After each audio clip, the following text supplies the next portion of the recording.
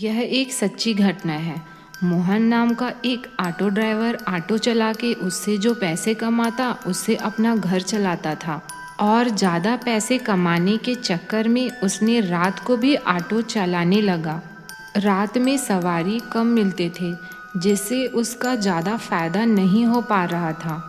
इसलिए उसने अगली रात को पास के ही शहर में रेलवे स्टेशन पे चला गया। काफ़ी देर से उसे कोई सवारी नहीं मिली। रात बहुत हो चुकी थी। एक लास्ट ट्रेन आने वाली उस ट्रेन की सवारी के लिए मोहन स्टेशन में इंतज़ार करने लगा।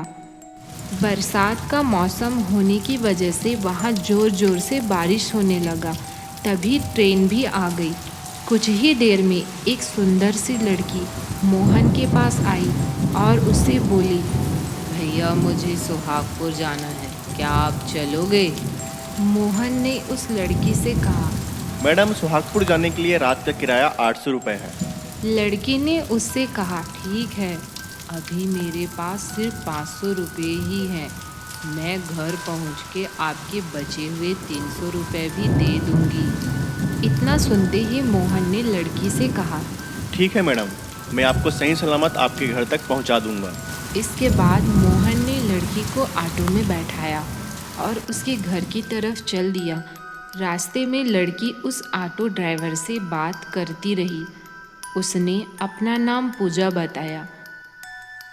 ऐसे ही बात करते करते कुछ ही देर में उस लड़की का घर भी आ गया। लड़की ऑटो से उतरी और बाकी के पैसे लेने के लिए घर के अंदर चली गई और मोहन वही बाहर ऑटो में इंतज़ार करने लगा। काफ़ी देर इंतज़ार करने के बाद भी जब वो लड़की बाहर नहीं आई तो मोहन ने घर का दरवाज़ा खटखटाया। घर के अंदर से एक औरत बाहर निकली। मोहन उससे बोला, यहाँ एक लड़की मेरे ऑटो से आई है, उसके 300 रुपये बाकी है। वो पैसे लेने के लिए अंदर गई थी पर वो अभी तक वापस नहीं आई है। आप मेरे पैसे मुझे जल्दी ही दिलवा दो, मुझे लेट हो रहा है घर जाने के लिए।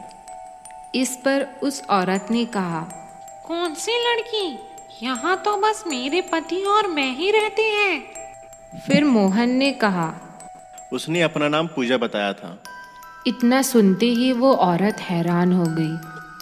उसने मोहन को अपने घर के अंदर ले जाके दीवार पे टंगी अपनी बेटी की फ़ोटो दिखाई। वो फ़ोटो देखते ही मोहन बोला, हाँ, ये वही लड़की है। तब तक उसके पिता भी अपने कमरे से बाहर आ गए और उन्होंने बताया, ये कैसे हो सकता है? ये हमारी बेटी है।